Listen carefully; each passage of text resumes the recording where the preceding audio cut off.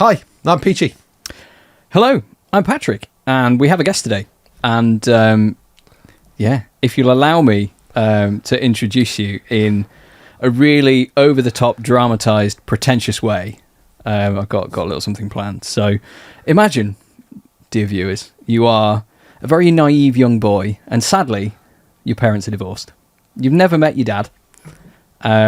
And in this family, it's quite strict. It's very prestigious, or you believe that because you're told that. And then one day, out the blue, nobody ever talks about your dad, and you're like, don't think about him, don't know who he is.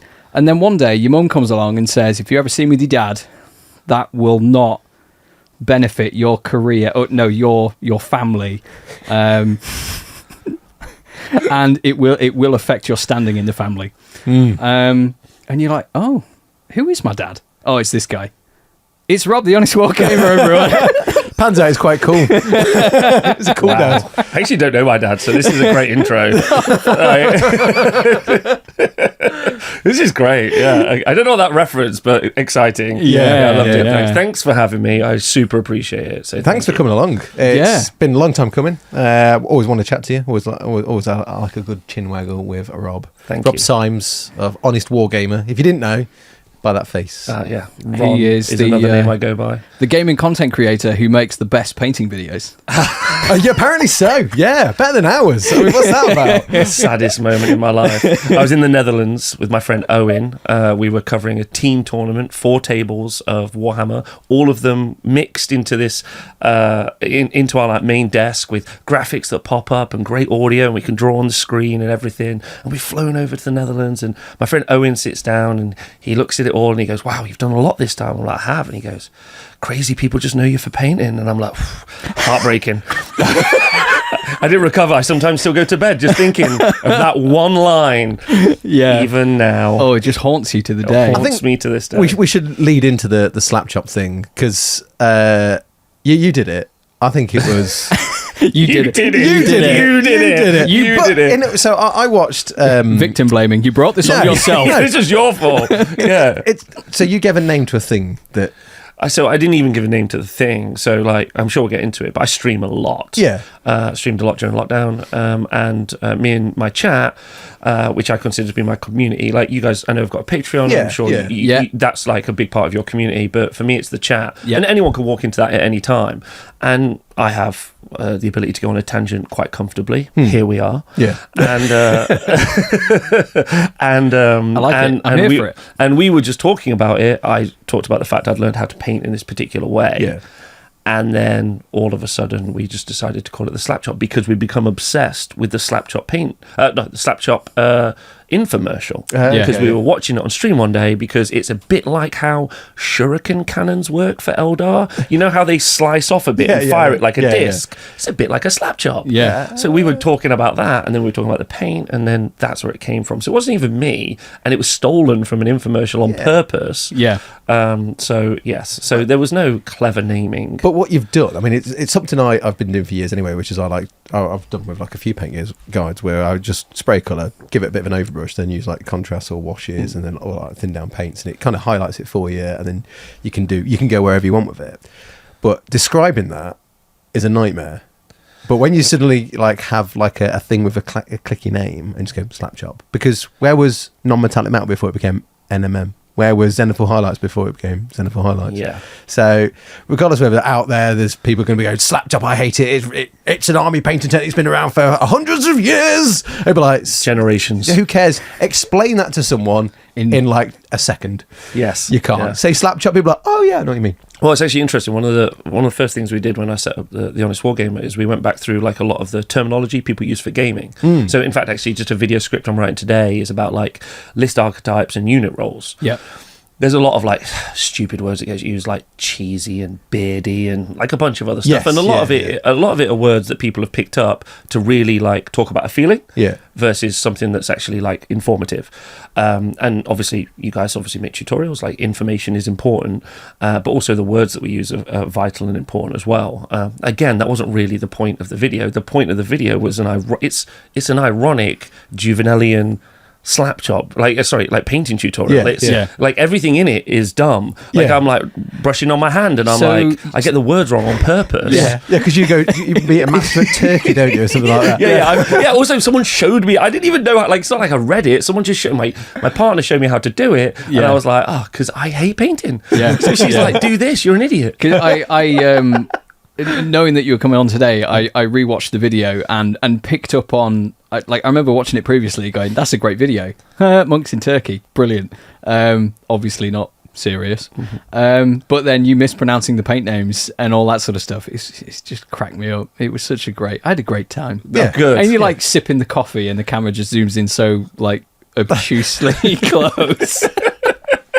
It's one of the videos I've worked hardest. Not hardest. That's not true at all. But like it was meant to be like reference laden. Yeah. Which I think why it resonated. But I learned a lot from that actually as a video, because for people who are like really really good painters, or even if you're just like a paint enthusiast, you quite clearly know that that's something that already existed, Yeah, or yeah. like maybe whatever. But Yeah. I don't know about you. I'm fairly resistant to learning how to paint. Yeah. Like, just obviously neither of you are, but like some people are very resistant to learn how to game. Yeah, yeah. And I kind of like butt my head against this quite a lot. You Yeah. know, they're like I'm more of a casual player. I'm like, okay, cool. You don't know the rules, and they're like, no, I enjoy it. I'm like, I also enjoy it, but I know what the rules are. Like, you know, there's this kind of like odd. Like kind of divorcing of like being able to have fun but also understand it well. Like, Yeah. I'm sure you can paint very well and enjoy it. Yeah, yeah. Cool, but if I just said I was a casual painter and Yeah. it was just atrocious, Yeah. you'd be like, well, you don't really know what you're doing. And so I learned a lot from that video, because it made me take a step back and say to myself, you probably, you know, I mean, I was going to say like, there's like the Angel Garaldes of painting, but he did a Slapchop video. The other I saw day, that, so I watched I don't it. even know what to say. It was like Juan Hidalgo, Angel Garaldes. They're all like, let's do some Slapchop. I mean, this is what phase of the Slapchop cinematic universe are we in now? we're currently in the Spanish phase, because I think this is expansion 4, which Yeah. with every new, and also the problem is every new speed paint, Yes, or contrast of course. paint, Yeah. will always propagate it Yeah. further. Yeah. And I don't want that to be true. Like, I don't know It's, what. I mean, do you think it's like, you know, you've made this thing, it was yours until you hit live, and then it's just out there in the wild, and it has to fend for itself, and everybody, like, one thing I sort of think was, because you packaged this video so incredibly well. One thing you'll notice is Pat loves how videos are packaged. Oh, me and Pat editing all day, no problem. No problem, all day. If you want to just go to the cinema, Pat, and just throw popcorn at the screen at every bad edit, yeah, I'm in. Oh, no, I just, like, throw loads at my own videos. Me too. Is I think what you managed to do with that video was package something so well that I think, you know, part of the reason of our success is, well, I mean, you know, since Peachy joined, Peachy's success, he makes approachable painting videos. Yeah. Where we're like, hey, you know, you might have a really demanding job and a family and relationships and a social life, and it's like, well, I want to have a game next weekend and I've got this amount of time. I can't do heavy metal painting for every single miniature. Here's how you can get stuff done pretty quick. Yeah. Whereas I think a lot of your YouTubers, they'll paint one model per video, which will be really, really good. And almost as sort of like, you're like, oh, well, I watch the videos because I enjoy them, but I could never do that. I watch Slapchop and I'm like, I think anyone could watch Slapchop and be like, Yeah. I could do that. Yeah. And it was so successful, deservedly so. Yeah. And Unintentionally so. But good. and then I think from like the opinion that I formed of it is, with it all going a bit mental and people going like, oh, it's just like somebody commented in one of our videos, it's like, I like this video because you don't say Slapchop once. Is because like you didn't blow it out of proportion. You made a great video. I think a lot of the other YouTubers that were like, hey, that's getting loads of views, I want my chunk of that. Yeah. And because it was trending. Oh, I think we're, like, as creators ourselves as a group, like, everyone always just like informs from each other, and I think that's fair. Like, I don't think anyone blew it out of proportion. I think it just resonated. Yeah. And that's kind of the point. Yeah. Like, when I got shown how to do it, I just like went in, got all of my other paints. Yeah. I was like, these go in the bin now. Like, I was like, why didn't someone show me how to do this 8 years ago? Yeah. Like that, Yeah. like it resonated with me, and therefore it resonated with people. Yeah. And like, so I don't necessarily think anyone's to blame or even like to praise. And the bit I was trying to get to was that I had to learn, like, because then when I looked at gaming, because I looked at all the responses and the criticisms, I think it's always super healthy to look at criticism. Yeah. I looked at the criticisms and I took on board what I thought was valid. And the bit that I thought was valid, I was like, do you know what? You're probably an egotist about like gaming. Like, it was really valuable for me, not because it was successful, not because more people got to know me as a creator. Yeah. It's because it got to teach me something as a creator. And that is, there are lots of people who are busy at work. Yeah. Like, I know you've just started doing Necromunda. I do like a Necromunda kind of like show with my, like, the chat, like once a week. And every week we're like, who plays this? It's 1,000 pages long of the most crunchy, outdated, difficult to find rules. Don't get me- available to available to Don't get me started. Yeah, exactly. Right? And I'm like, why does this exist? Yeah. Whereas if you play things like Legion, Yeah. which I know you play, MCP, stuff like that, like they understand more the barriers for people to play games. Yeah. And I think for a long time, especially doing it professionally, I was like, well, you haven't got time to read 12 40k codexes. Come on. yeah. But like, that's the thing it taught Yeah. me. It taught me to step back from myself and say, do you know what? A lot of people need stuff that's simpler and easier to achieve, and it's just as worthwhile. Yeah. Because when I paint a mini, like, I see some people's minis and I'm like, that is beautiful. And then I carry on just dry brushing my ugly ass mini, and I'm the happiest little soldier you can find. I mean, from my point of view, it is like Marmite. No matter what you do out there, someone's going to dislike for whatever reason. And we've found this with some of the videos that we've done, like our shorts, like some of our long form videos. We take short elements of it. Okay. And the shorts are quite fast paced parts of that video. So like a breacher. The breacher is a really interesting one because the long form video makes sense because it's going through like that section of the Into Dark box set. But when it's on its own out there on TikTok and YouTube Shorts, and it's just showing you applying bar red quite messily onto a white undercoat, then a bit of blue quite messily onto a white undercoat, then a bit of black. But if you have a bit of chance to, not just give it a minute and wait, it all ties very nice and neatly at the end. Yes. Because there's all that little bit of tying up at the end. But there's a lot of short attention spans out there that just go, utter rubbish. Utter rubbish. How did you even get a job? No, yeah, you need to check yourself, Peachy. It was utter rubbish. I didn't want to say anything. Oh, fair. That's fair. I'll console myself with a biscuit. But yeah, so I mean, there was a lot of criticism coming to us, wasn't there? And it was like, you're not very good at painting. You're a bit rubbish. And like you say, you look at those and you see some validations in it. You're like, why is it rubbish? And this person explains it's like, well, actually, they've not got the idea of it. They're watching it from a short point of view. Yeah. How do we pitch our shorts? Yes. I think reading criticisms is like the audio when we first started this podcast wasn't amazing. And when enough people say something like, right, I need to think about this, and then we have these microphones and then these like boom arms and so on and so forth. It's like a continual, always it's a learning improving process. It's iterative. It It needs to be. I was watching a video earlier on about like creativity, and your creativity needs to be iterative. Like, you don't just paint the first time and be like, this is how I paint. Yeah. And like, you guys are creators, like, that's the purpose of what we do, is to iterate and try and move on. And work out what you've done and what you want to do. It's one of the things I enjoy most. Like, when I left Games Workshop, I was like, I want to do this. And then weirdly, 5 years later, I've just this year started to do that stuff again. But over those 5 years, I've iterated a lot, done a load of different things. And like, that's something we have to do, like, because it's also really healthy to do that. You grow. Like, it's valuable, like, to you as a person. And being wrong, again, something earlier on in the year to myself, I was just kind of like looking at some work I'd done. I was like, this is just bad. Like, you're just wrong. And being wrong is really healthy. Like, because then you can be right one day. Every day. I'm wrong every day. I'm married. Oh, dear. I was chatting to someone recently. Sorry, darling. Hello. She watches. I'm dead. You can edit it. Pat could edit it out and It save could your say life. Daka. He won't though. He won't. I mean, do you want me to? No, because then she'll know something's awry. Because we're carrying on. Someone would just be like, I enjoyed that chat with Rob, but when he just went heresy Daka for like 5 minutes straight, I turned off. Wasn't keen.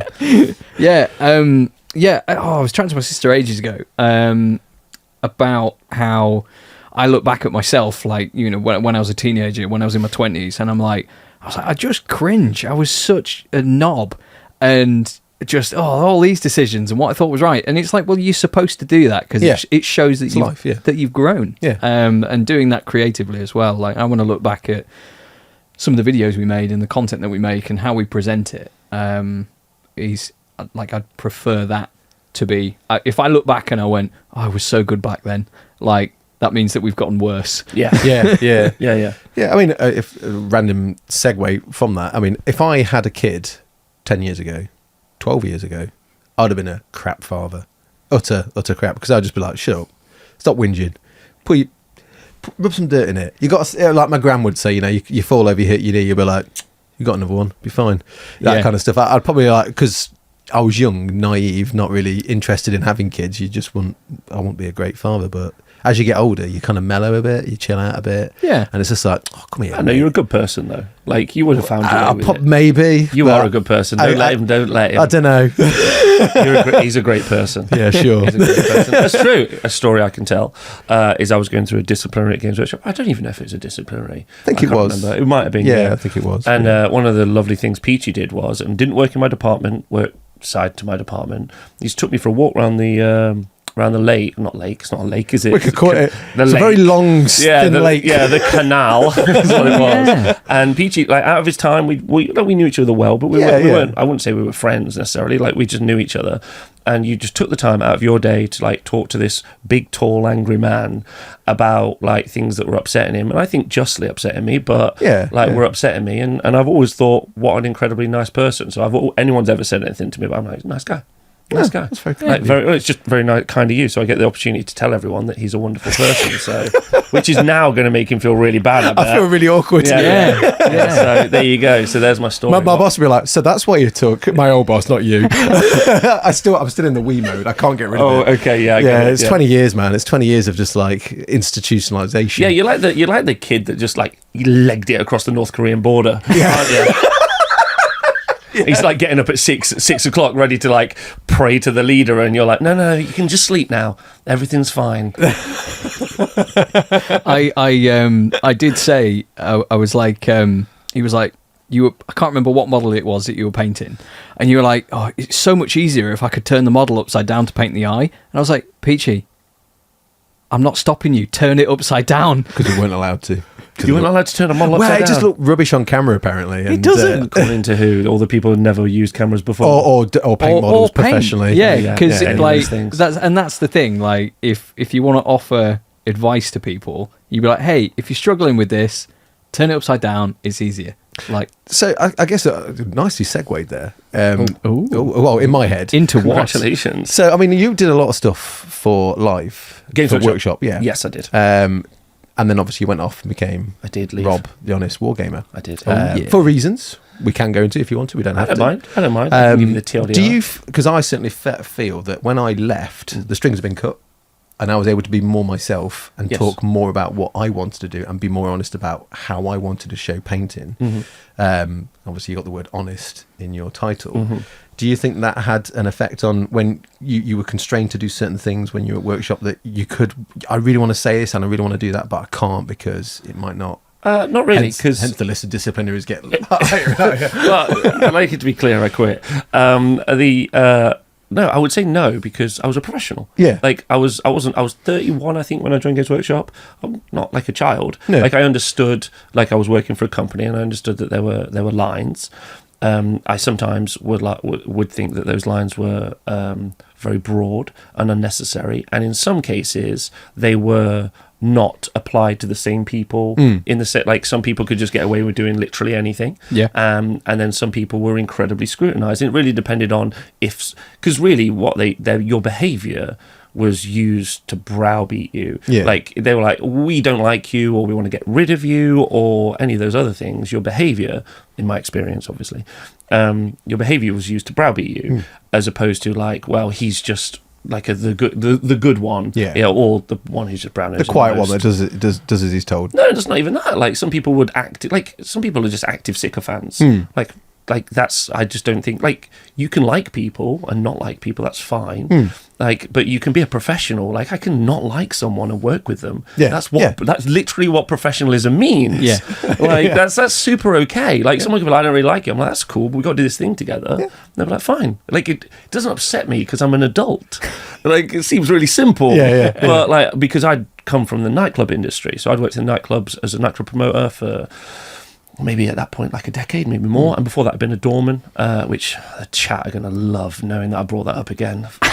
I'd like to swear right now, but I'm not going to. But chat, I hate you.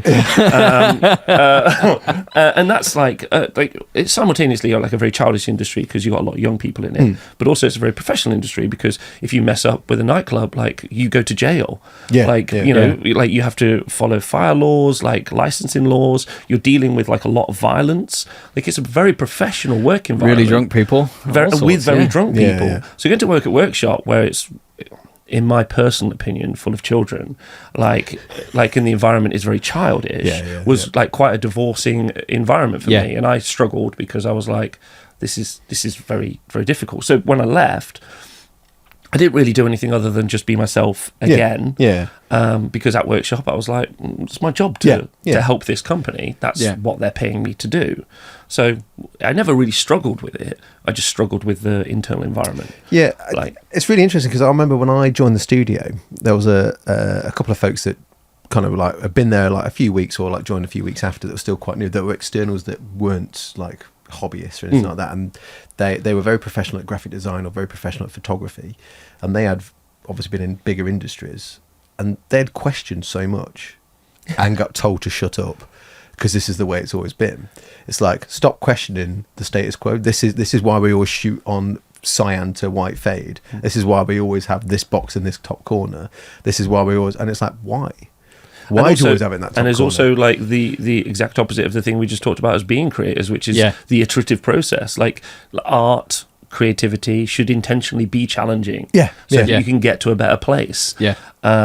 So like it was a weird place, a weird time. So I know when I left was a really difficult time for me because I'd given up like one of the jobs that I did to go and work at workshop, and I left like fairly quickly. I spent like 3 or 4 months like setting up the studio and stuff, and then it was a tough time at the start because I was also carrying a lot of baggage because ultimately I really, really wanted, very much like I'm sure you did, I really wanted to just make stuff about Warhammer and make videos because two things I like doing, making videos and Warhammer. And so like it was really easy to be like, do you want to be an editor at Games Workshop? I'm like, yeah, seems easy. It seems like that's an okay job to do. So that was a real struggle for me. So when I left, that was a challenging time, and I carried a lot of like personal baggage with me, I think, because I found it very unfair. I found it really unfair, the environment, the way people acted and behaved. I thought that was really negative, and that's probably just true. And also because I'd worked for myself before, so it's just weird going to an environment where you had little power. I was the same. I'd been self-employed with my own videography business, shooting weddings, as I'm sure some of our listeners already know. That all disappeared during COVID, so I worked at Sainsbury's for a little bit, and then got the job at Games Workshop. And you see, I can put my finger on what you refer to like childish behaviours, and from my experience, a lot of the ones that as a professional I'd work with and work well with, but wouldn't probably go out and drink with and socialise with, their only job had been Games Workshop since the day they left school or uni, whereas I'd been in other crappy jobs like working on a trout farm for summer jobs for a bit of cash, or working in retail, or doing this job, doing that job, cleaning blooming hotel rooms with my mum and getting like poo all on your hand because a towel's been used to wipe someone's bum as opposed to tissue paper and stuff like that. So you get a bit of an idea of like the world's a bit rubbish out there. But there's a lot of the weird behaviours certainly are, I think, were people that it was their first and only ever job. So they've got no context to reality. And also people just come into the business, like Pat, they go, we should do this. And then they're like, get out, and like, I guess I'll get out. Like, so it just doesn't really work. Yeah. I got a question I wanted to ask you actually, because that's just something I don't really know, because you've been there a while. Yeah. And when I was there, I was a bit of a storm in a teacup. Like I set up Warhammer Live. But I love working on you on Warhammer Live. I would love to talk about that as well, because there was a really fun thing we did that ties into your Necromunda campaign. But like when I first walked in, like what was the experience? Because I imagine you must have been like, that is a tall idiot. I hate that guy. Like, because I'm loud, and I'm big, and you must have been like, fuck, no, not really. I mean, not to swear. So, I mean, I was in Books and Box Games at the time, and I was the painter manager, and that's when Live really started kicking off. And then we did the little 5-part campaign where I used my Age of Sigma, Citizen Sigma stuff, which wasn't Citizen Sigma at the time. I just made up my own faction. It was so cool. Pat, do you know about this? No. So what happened was, so when I set up the live schedule, and I can now reveal a secret, which is fun.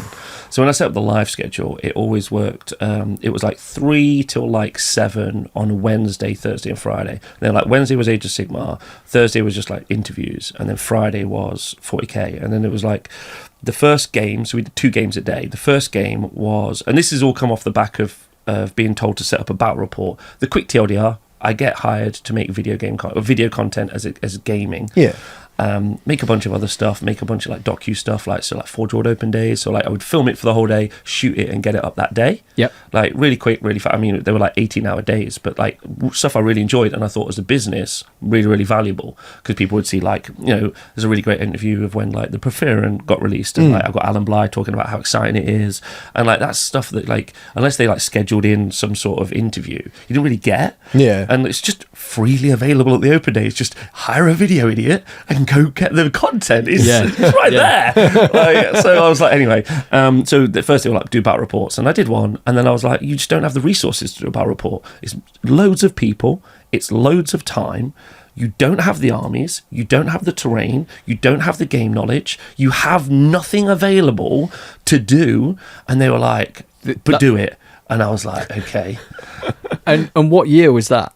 So 2000. So how long have I left now? At least 6 years. So I think it would have been like 2015. Yeah, 15, 16, because Charlie was born 17. That's when I moved over to Warhammer TV, and it was before then. So okay, so 2015. So nothing's changed. And you have to also remember that I had to bring my own camera equipment. So I wasn't even being. They were like, we. That's not new. That still goes on. We were like, we have this one camera, and I'm like, all right. So I just got my deal, because I was shooting wedding videos and stuff at the time. I just went and got my own cameras from home, my own tripods, everything, which I'm sure is probably against some sort of law. I don't really know. Not that I cared, because I just wanted to make a good video. I didn't care. And so we shot the first couple, and I was like, you just don't have the time. Like, I was like, and again, people who don't make videos, they don't know how long it takes to film, how long it takes to edit. Like, none of these things. They have no assets available and equipment. And so I was like, we should just do this live, because I'd already attended lots of tournaments. So if you've got everything available, very much like an event. You have people who've turned up with their armies. They know how to play. Yeah. You can do 5 of them, and you can do it live. So I was like, let's just do that. And then I had to make a business case, and I talked to the CFO, and it was like a lot for like, hello, I'm a video editor. Like it was. That is, yeah. So, I mean, I effectively built a new business inside Games Workshop, and like the first couple of months, like we had like 10,000 subscribers. So like as in paid subscribers. Well, it might not have been that high, but I seem to remember making like $10,000 to $20,000 a month. Yeah. And I was like, well, that's already paid for me. Yeah. Paid for Dan, who I later hired, and then it's paid for. Like eventually we tried to hire an editor, and then we hired this moron, name rhymes with that, and then anyway, not an editor, sorry, not an editor, a scheduler, but that's a long story. Yeah. Sorry, it's clicked. Yeah, that's good though. That was a good joke. It was very. I was thinking editor. Everyone else will know what that means. Anyway, see, I'm in the camp that don't, and I don't want you to explain. No, not good. It works really well. He'll watch it. Hopefully it hurts. And wow, I'm not part of this. Just don't be abusive in your workplace, and people won't say mean things about you. It's like the easiest thing to ever do in your life. Just don't be mean, and people won't say mean things about you. It's cause and effect. Anyway, I shouldn't have done that. We are where we are. We can bleep the name out. Yeah, it's fine. No, I said a different. Anyway, so when it came around to doing, and this was amazing. Again, another shout out to Peachy, fantastic human. So then I set up this schedule. I've talked a lot now. I'm sorry. No, that's Wednesday, why you're Thursday, here. Friday, and the Wednesday game was a narrative game because that's very important to Games Workshop. Yeah. If you've engaged with me before, I definitely create like a competitive tournament-based content. That's something that I do, and I'm passionate about. It means a lot to me. But it doesn't mean that the narrative aspect of the hobby is something that I'm devoid from. I've read loads of the Horus Heresy. I've read loads of background books. I like the lore. It's important to me as well, and it creates the game for me as much as the mechanics do. So I was like, let's do a narrative game and then a competitive game in the evening. So that's what we did Monday, Thursday, Friday. And then Peachy, and this is awesome. So I like reached out to people and I was like, which one of these chuckles knows how to play Warhammer? Not me. I just got my mates in to play like the competitive games. Yeah, But I was like, smart move. yeah, and early doors, I got people like Tabletop Tactics to come on, and like, Oh, wow. this was huge. Like, Yeah. like Lawrence, like, remember sitting with him, he was like, thanks for getting me on. I was like, bro, you make great content. Like, just play a game of Warhammer. Let me talk about your channel. It's fine. God, that kind of promotion just doesn't really exist anymore. No, I don't think so. Because when we, I think after lockdown, it's just not any of that. Yeah. No more Well, games. they pretty much stopped that as a like. Yeah, that, it's that just schedule. We only did that for like 3 months. Yeah. and then we were making loads of money. But me and Dan were working like Yeah. 18-hour days. Like we were knackered. Yeah. So like we were like, we're making loads of money. Can we have a scheduler, please? And then they hired like a manager. And then the manager's first day on the job was like, I don't really like you, so I'm going to find a way to make you redundant. And I was like, bro, I've been like a year. Yeah. That's mean. Yeah. Yeah. And he was like, and I recorded it all, just FYI. So like always record your interviews. Hey. Yeah, This is what I've always. Someone, it was Jeff, who sadly isn't here today. He's not dead. But I don't know why I said that. Wow. Wow. Tragically taken from us by his schedule. It's currently being a barbarian. Yeah, we're not recording this on a Monday. Spoilers. So Yeah. Jeff was unfortunately not available. He said before I went in, Games Workshop is the kind of place where I've heard this rumor you want to record all of your meetings because you'll be dragged into an office and stuff will happen. And there was, and I did do it, apart from the first time when they were just like, oh, we've got a videographer's meeting, and some stuff went on in there, and I was like, oh, I wish I recorded that. Yeah. And the like my wedding video business got busier again, but it was kind of like a toss up between would I stay, would I go, and then that meeting happened, and it was like, no, I'm going. Yeah, crazy. But I told you we'd do this. I told you. Yeah. But finish it off real quickly. Narrative, super important. Peachy, I was like, Peachy, will you come and play? And then Rob, lovely Rob, he works in Forge World now. I think he does stuff for Necromunda, maybe? I can't remember now. But yeah, Pink Rob. He does, but he's great. Like, and me saying that's probably bad for him. So I'd never played him like at that point. Never played him. Didn't know what he was like. So I played with him regularly on a Wednesday. Yeah. Like, he was just one of my gaming buddies. He's just a super sweet, kind individual. Like, I love him to bits. Like, loves to play and loves everything about it. He's just a great guy. And so he came on, and then Peachy and Rob, week by week, and because Rob went to tournaments with him as well, Peachy and Rob week by week would tell this ongoing story. So there was like this bit where there was like Cities of Sigmar, but they weren't Cities of Sigmar at that point. Played by Peachy. And then Rob was playing like vampires, and then there was like, we'd set up like a castle board, and then like Peachy was like defending it, and then like Rob would come out and they just parlayed, and like they didn't even play a game, they just parlayed. They were like, it's over. And I was like, we'll see you in 3 hours. And then I was like, what? It was amazing. And then they were actually actively, and I guess we kind of played the role of the DM a little bit. Yeah. But then Peachy, because he's a fantastic hobbyist, and Rob, they would go away, and then they would like, so like one guy survived in a unit, if I remember right. And then, and feel free to tell the story, but like one guy survived out of like a unit of like handgunners, halberdiers. So I had some what were called the comic chartists, which were a bunch of militia at the time. Here we go, crack law, love it. Yeah. The comic chartists were the militia, and they fought against a zombie dragon, and they killed it, but there was only one left. Yeah, there's only one left. So he went back to his mates back in the town. I was like, I'm the Dragon Slayer. So they then became the Dragon Slayers. I made a little banner with dragons on it and stuff like that. And but then he eventually got killed in like one of the follow-up episodes. Yeah. Like he got killed in one of those, and we were doing this all live, so it was like it was really engaging, and it was 2015, so I don't know when Critical Role started, but maybe we did it first. And but it was all live, and it was only thanks to, and I can't take any credit for it, but it was all thanks to Rob and Peachy, because they were so active. They were talking to each other. We're going to build this stuff. Yeah. But what was really exciting was it tied into a release like organically, where I think the leader ended up dying. Yeah. And then, when he died, he turned into the changeling from Zeech, but that was the first time anyone had seen that mini. Yes, it didn't exist. Yeah. So we literally like got them, like we cool. I can't remember what it's called, but like focus, we pull focus Yes. from him onto the changeling, and people were like, what? They like lost their minds. They'd been the changeling the whole time, and it was so exciting. Well, I felt it was exciting. Yeah, anyway. no, like I'm listening to you guys retell the story, and I'm like, It was amazing. I mean, I love watching because I watched a couple back, and then there was like little stories of like characters. There was the Gryphound, which I called Archibald. Archibald, yeah. And then he got killed. Then there was Ghosty Bold. Ghosty Bold, because Rob had the ghost version. Yeah, it was great. It was great. Whatever you're doing, it must have been great, because you're recounting a series of games from 6 years ago. Yeah. Like 8 years ago. Yeah, 8 years ago. Yeah, it was a while Insane. back. Yeah, it was good fun. Yeah. And interestingly, like those elements are still on. No, I don't want to ruin it. I'll tell it. So they've never updated the emotes on the Warhammer Live. Of course, yeah. All they've ever done is remove the Rob emote and the Duncan emote. Yeah. That's all they've ever done. Oh. But like they have a lot of subscribers, so you can have a lot more emotes on Twitch. And I think one of them is still Archibald. Yeah, Archibald's still there. He's still there. Again, yeah. Like, and I'm sorry, I've just killed him. Oh well. Like, he made it into that what they called. It's there's the cartoons that they did, and there was the Age of Sigma cartoons. Yes. And Archibald made it into that because No, he didn't. He's the Griffin. That's exciting. Yeah. So like he's become like lore and canon.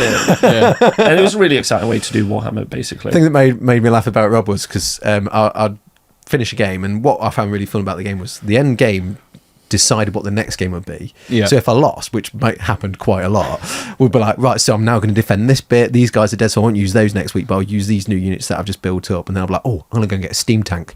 And I'll be walking around, and as I go through Bugman's, Rob's like, good idea. Do you know what it does? I was like, not a clue. Yeah, he didn't have a single idea. I was like, that's so terrible, PG. That does not. He's like, oh no, I remember the exact line. I remember the exact line to this day. He walked, like he said to me, he's like. The exact line is seared into my mind. He was walking through, and he was like, yeah, so Robert, I've decided I really need to like stop, like I need something that's really, really survivable. And I'm like, all right, yeah. So he's like, so I've got a tank because it's like got good guns and it's got good armor. And I'm like, do you know what ludonarrative dissonance is? No. So it's like, when it's written as like it's a tank that shoots guns, so you're like, yes, that's good. But this is not a good, like rules wise, no, it was not a tank, nor did it fire good guns. like in the rules. So he's just like proudly like, yeah, I've got the solution. Yeah, it's this, and I'm like, oh my god. Oh my god! He was so proud of it. He's like, I've cracked it. I've looked at the range, and this is the answer. It's not the answer. And did you break his dreams, or did you? No, I spoke to Rob. I was like, "Peachy bought a steam tank. Stop doing what you're doing." And Rob was like, "Thank you." And again, kind of like a compliment to Rob is that like being like. Compliment to you and a compliment to Rob, and where I think like sometimes the community divides unintentionally and unnecessarily is that you approach the game in a way that's really lovely, in my opinion, and something that should be cultivated and should be given a room to be cultivated. Like an idiot. Fun. But Rob understood the mechanics very much like I did, so his response was the same as mine.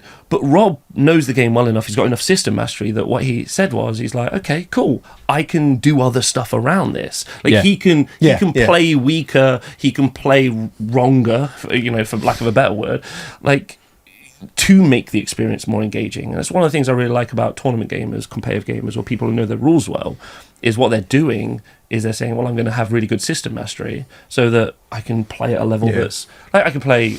I run events in Nottingham, and we had a kid here who was over with his dad, and he was like 12. And he was really good, actually. I had to actually try really hard, but that's a different conversation. My friend Mark got beat by him. He's like, I got beat by a 12-year-old. This is terrible. I was like, well, sucks to suck. But you can take the pedal off. Or like when I'm playing new people, we had 2 new people at the event we ran the other weekend, And did I play one of them? I might have played one of them, and you just don't try as hard. Yeah. But you know what you're doing. Yeah. And that's fun. Yeah, I think the interesting thing as well is like Rob had more fun. You could see it generally in his eyes. He was like really enjoying the game. Oh, yeah. And every now and then you go, are you sure you want to do that? I'd be like, what would happen if I do? Like, you'll probably lose really quickly. I was like, oh, okay, well, I'm probably not going to do that then. Because we were doing it for entertaining purposes. Because at that time, there was no mics on the table. So you were just narrating. And we were just playing around and stuff like that. And we were having fun. You can hear us laughing and stuff like that. But Rob got a lot of it. I got a lot of it. I learnt a bit, not much. I mean, the steam tank, when it did first turn up, just died. It's rubbish.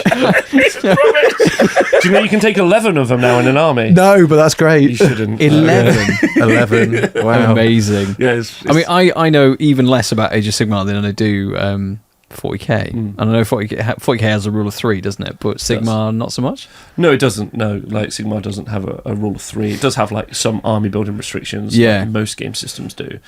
And 40k is really like the rule of 3 was just like a wildly haphazard. Yeah. The idea of spam in tournament gaming, people vary on their opinion on it. Everyone's got like somewhere they feel, but like I kind of think that 11 steam tanks is cool. Yeah, you know, like a bunch of Rogel Dawn tanks or whatever the new ones are called. Not leaving Russes, I think they look ugly. No offense to anyone who loves them, but like, you know, those things are fun. Yeah, when you take a lot of them. Yeah. The problem is the game isn't really built in a way, because you built a skew list, and then that's a problem. Yeah, that like generally it's not fun to play against. In some cases, not steam tanks, they're great to fun to play and beat up.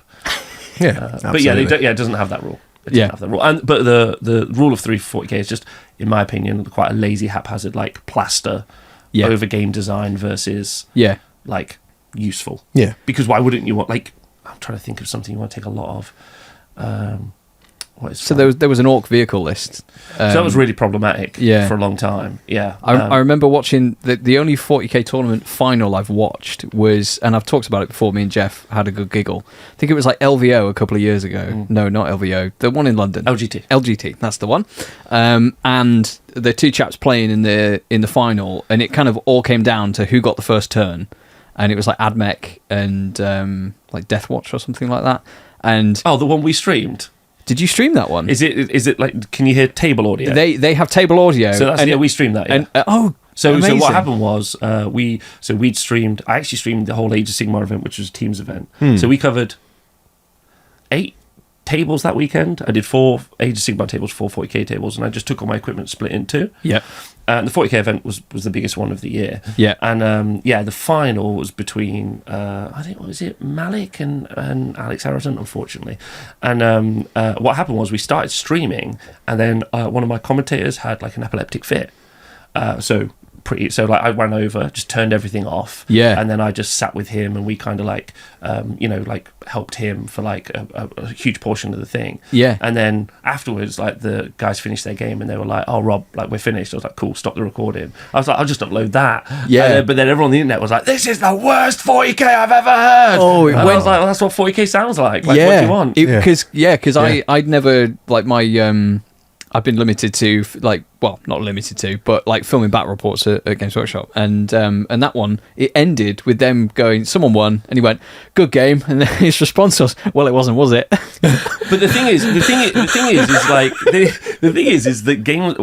the game is never on the players. Like I read a lot of the comments on that.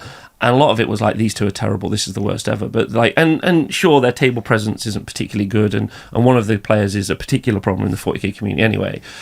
So I'm not a huge fan of that, and I think that there are loads of really great examples of tournament gamers, and it's a shame that that's the one that you've listened to, in my opinion, because they are rare, but because this is quite an interesting element. So you know when you go play a game, it's a fun experience, right? It's meant to be, absolutely. So it's a playing Necromunda was amazing. Yeah. So it's a positive experience. Yeah. So why I think a lot of people really struggle with like that guy conversation is because they bring a negative. They're very rare, and I've been to not more tournaments than anyone, but a lot of tournaments, and they're very, very rare. But because it so detracts, like, it's not like your normal day where you're like, "Oh, my normal day, how was your day today?" It's fine. Yeah. A game is like a positive. You go to the cinema for a positive. You go to the pub for a positive. Yeah. It's like a good thing. Like, if there's a bad person at the pub, you're going to talk about that later. You're not going to say, "I had a nice time at the pub," because, well, you might, but generally? Do you know what I'm trying to No, say? no. So I, in my time, have attended a few tournaments, Yeah. a few Lord of the Rings ones, and a few like doubles and Warhammer Fantasy Battle at the time. And there was one GT I did. It was Lord of the Rings. I was on my own, singles GT, and played a few games. Had so much fun because it's Lord of the Rings. Most of it is actually quite fun. The game system's quite nice as well, so you can make it overly complicated if you needed to, but it's quite bare bones kind of stuff. A bit like Necromunda can be quite overcomplicated wherever the rules are if you can find them.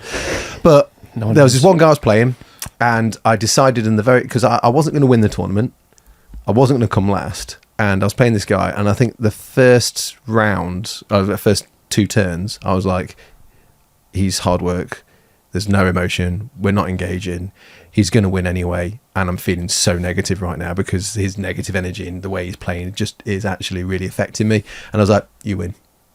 And I just went, had a cup of tea, sat down, waited for the next game, and I felt great. Yeah. Because what would happen is that would have dragged on. I would have felt even more like, oh, I just rolled on. But we're spending minutes on this conversation, but we're not spending minutes on the 4 other great games you had. Exactly. Yeah. Right? Like that happens so much. Yeah, like, yeah. And it's true of like YouTube, like rage algorithm stuff, right? Like we focus on it a lot. My friend, I just made a video, and it's not a plug, but it's really worthwhile watching. Do it. About it's about my friend Noah, who just won the Age of Sigmar LVO. I watched some of that, yeah. Okay, so Yeah. 5 friends, like he has this philosophy, 5 friends, not 5-0. But then he just won the biggest event in the world.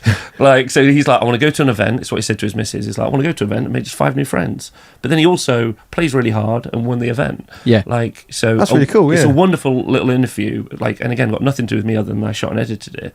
And it really showcases that like we spend way too much time talking about those people and Yeah, a lot less absolutely, yeah. time Yeah. Talking about the good ones. talking about. That's why I spent so much time talking about Rob and you in that Yeah. game. You two brought this incredible energy to the game and therefore had fun. Yeah.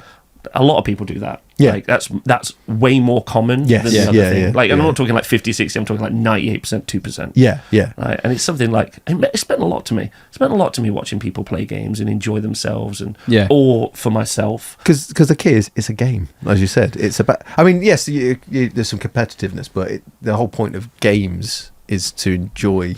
It's and just have fun. having fun. Yeah, yeah. Except my friend Joe Pagano, shout out to the Tough Cloud, says that the greatest trick or the greatest miracle Jesus ever had was having 12 friends at the age of 33. Like, she's just a great line, right? Like, and I'm lucky enough to say that I've got friends all over the world. Yeah, yeah, Yeah. Because I play games. Yeah, that's amazing. Yeah. Like, and it's a wonderful experience, like really good. But that 40k game was awful. Yeah. Yeah. Very insular. Yeah.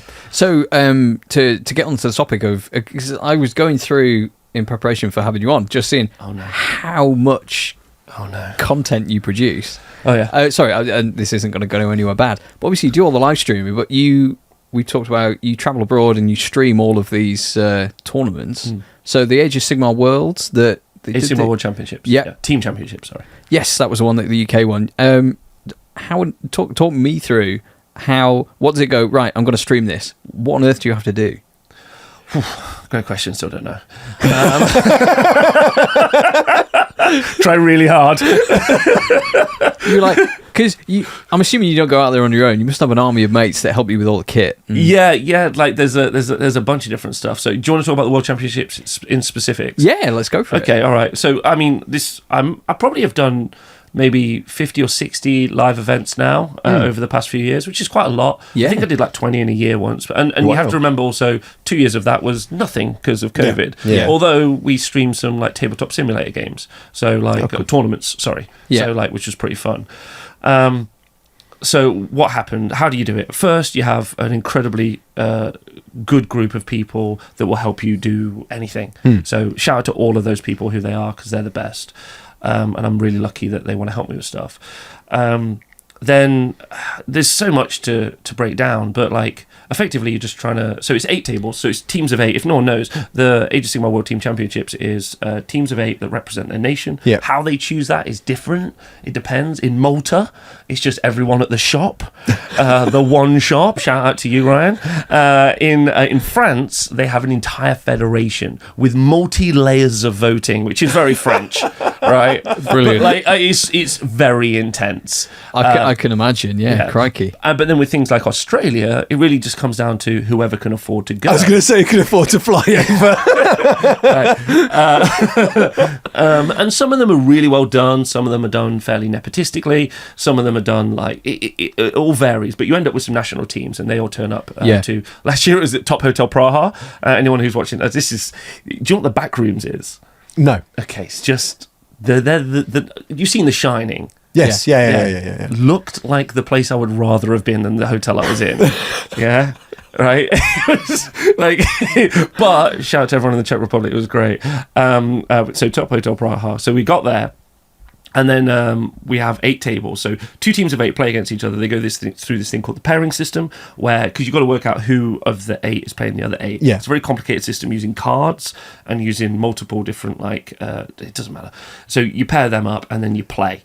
Cool. So now we've got 8 games of Warhammer happening at the same time. So then we have to have a camera on every table. And we have 2. We have one on the dice tray, one as an overhead. Yeah. I would love 15. Yeah. But I don't have that much money. Yeah. Because you're not just filming like I have it doesn't matter what I have, but it's taken me years to build up that much money and not really making a lot of money. I'm not that successful because when you create content, it's like lore videos, hobby videos. Do you want to play games? It's right at the bottom. Really? It's an interesting hierarchy of content and stuff. Yeah, like lore videos. Like there's a chap. Is it Wes Hammer? Most successful Warhammer content creator in the world. Yes, started last year. He started last year. Really? Yeah, he started off on TikTok. Yeah. And I remember, and he's just he's got really cool hair. Envious. And has he? he has very. I'll rephrase. He has very flamboyant hair. He has hair. Can we start talking about hair? Sorry. Oh, this gets derailed so quick. And he does all these TikToks, and he's like, "Oh, let me tell you about this Space Marine." Oh my god! And the TikToks got really popular, and then he went onto YouTube, and he's like, "Bam, most popular Warhammer YouTuber." Wow, Content creator incredible in the world. Yeah. Oh, really? Yeah. That's mad. And there's a chap That's in insane. Australia. So I thought Age of Squigmar was pretty popular because he's almost hitting the numbers He's at $500,000, isn't he? Yeah. But he's not. Wes Hammer's absolutely through the roof. Yeah, he's crazy. Yeah, so lore videos are crazy. And popular. shout out to him as well. Oh yeah, absolutely. And then lore videos, and then you've got you've got looting as well. Yep. And people like that, and then it's hobby, like you guys, and then it's just the real nerds at the bottom, just grinding. Oh, he hits on a 4. It's terrible. No one cares. Battle reports. Tabletop Tactics. They're very popular, aren't they? And, They're really good. They're really good. And I have no criticism ever of battle reports, other than I don't. So there's something really, really. So when you see someone paint well, there's something really cool about it. Something magical, right? They make something that's artistic. So when you see people playing games and having fun, which is what I think a lot of battle reports are.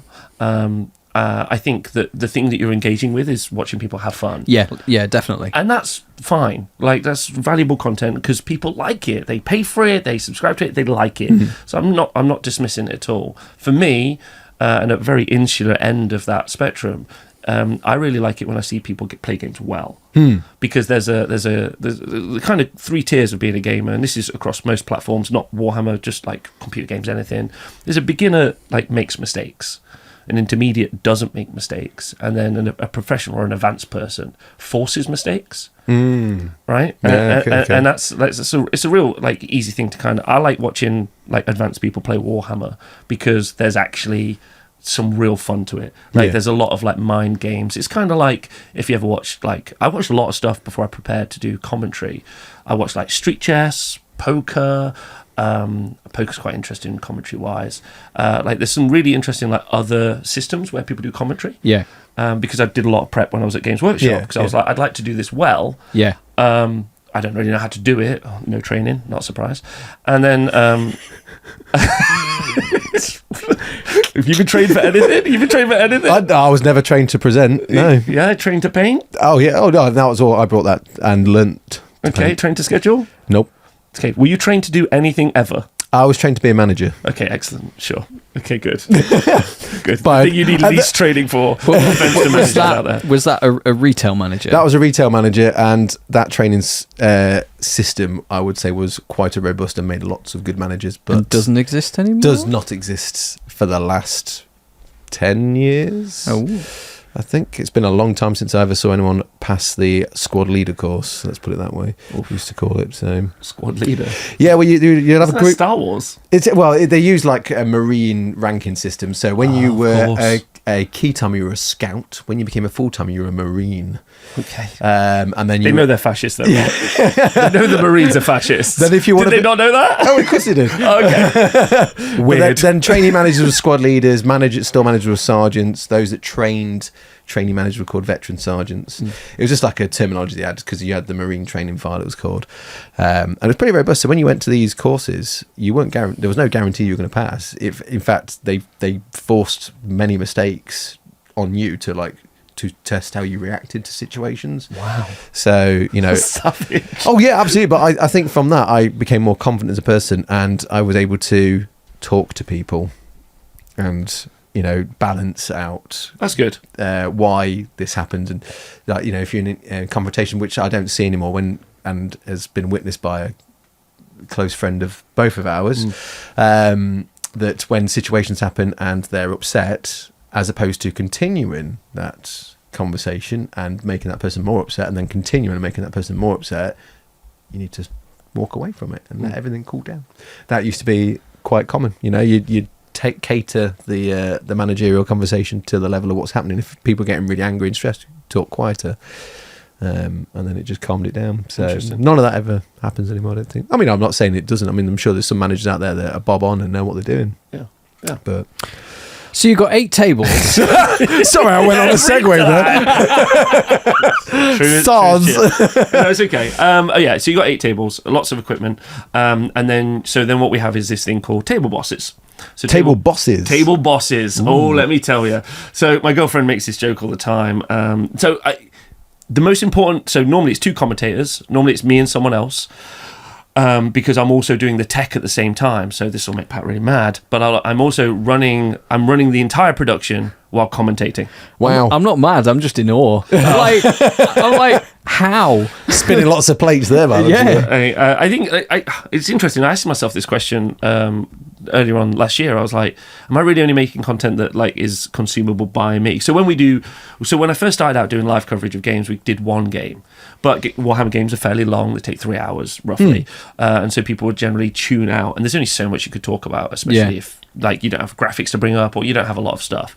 But then we moved on to doing 2 games at once. And then now, I probably wouldn't do a tournament, unless I have to, that's less than 4 games. Because the speed and pace, the production, it's kind of like cricket, how cricket went from test match cricket to 2020. Yeah. And it exploded in popularity because it's more fast, more dynamic, more engaging. And covering 4 games is really interesting because if you there's always going to be a good bit somewhere. Exactly. That's exciting. Yeah. If you like World Eaters, for example, but they're not on the stream, then you're gonna have to wait 3 hours. If World Eaters are playing one army, or what's really fun sometimes is when World Eaters are playing one army and then World Eaters are playing another army. Ooh. And then you've got this kind of nice dichotomy that you can jump between. And then for me, as someone talking through the process, there's so much to engage with. So the 2 commentators, and then you have the table boss, and the table boss's job is to tell you everything that's happening because you don't want to disturb the players.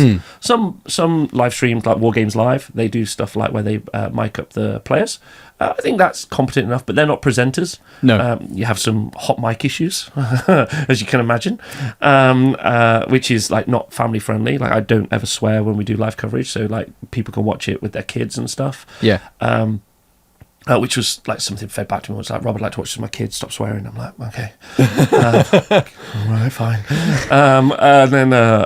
So the table boss's job is to relay all the information, but also they fulfill a bunch of other roles. Sometimes they're a little bit of a ref, but they're telling you the information. Yeah. So you're creating a story, because a lot of what a Warhammer game is what will happen, what could happen. Yeah. And then what they're doing is telling you stories. So what we're doing is we're listening to the information live, and then we're juggling the story as we go. and like rebuilding it or rechanging the tension points. That So sounds- are you getting 4 tables worth of information in your ear at the same time then? Or World Championships 8, yeah. Oh my god. That sounds intense. Yeah, that sounds incredibly complicated and and difficult. you're changing all the camera angles and commentating at the same time. Yeah. Are you an Apache helicopter? That's crazy. Yeah, like I mean, I guess it is. Like, I mean, I'm super lucky. I've had loads of people who do it with me, and we've got better and better and faster and faster. Yeah. And more competent. Like, I would rather commentate on my own and have a good table boss rather than have another commentator. Yeah. So that's what a table boss Yeah, does. yeah. Then we got a cameraman at Worlds last year. It was John. Shout out to John, superstar. And John's job is he just has a steady rig, a camera, and it's just hooked in. Yeah. And then he just gets us more dynamic shots because, Wicked. like, for some reason people want that. It's Yeah. wildly expensive. to Close-ups produce. of the miniatures and stuff like that. Yeah, which is like they're like, oh, show me Angron. I wonder what Angron looks like. I'm like, have you got it? Like, yeah. I'm like, well, look at it then. Like, I don't know what you want. Like, there's dice junkies. Do you know about dice junkies? No? Oh, are they people that take dice? No, dice junkies are people who just want to see dice roll. Yes. I swear, okay, right. you could film a game where you never showed a miniature, you just showed the dice. Yeah. And they're like best 3 hours of my life. Yeah. Like, oh, you rolled 4 6s, amazing. Like, that's cool. I mean, everyone's got their own reason they want to watch it, right? Yeah. Yeah. So yeah, 8 tables, and then we normally have like an infield reporter. Last year it was Luke. Shout out to Luke. And Luke would run around and like do interviews, disturb people. Yeah. And then we'd film those games. And a table boss's job also is to not disturb the players too much. Yeah. That's also fairly important because they're sometimes competing to be the world champions. Yes. Which, even though there's no money on the line, it's just pride. It's a big thing. It's Yeah. a big thing. Like, we really dumbed down the coverage last year. Like, me and my friend Adam, who was doing the commentary with me, we nearly had a fight. Which is not like a fist fight, like, but he was just like, what are you doing? He was looking at me. He's also like 25, and he's looking at me like I was an old moron. Like, it was one of those times I was like, I am getting older, because that look is a look I've given to people. That is a bad look. Well, the future is now, old man. He was just like, what are you doing, old man? Stop this. Because I was like, okay, table 1, Skaven are rat men. Yeah, they like to do machinations. And he was looking at me like, if you don't start talking about the rules and saying alpha strike in 2 seconds, I'm going to shout at you. And I was like, that's fair. But then we talked about it during lunch, and he was amazing because he went straight from like, because it's hard, because when you're the commentator, you have to be like the voice of authority. You've got other people listening. They're like, actually, that hits on a 3, Rob, not a 4. You're an idiot. Like, you know, you've got to be right. Yeah. And you've got to be talking about it. But yeah, I had to put my ego to the side because, and Adam did as well, and I got loads of love for him for doing it. He put his ego to the side, and he was like, their mums and dads are going to be watching.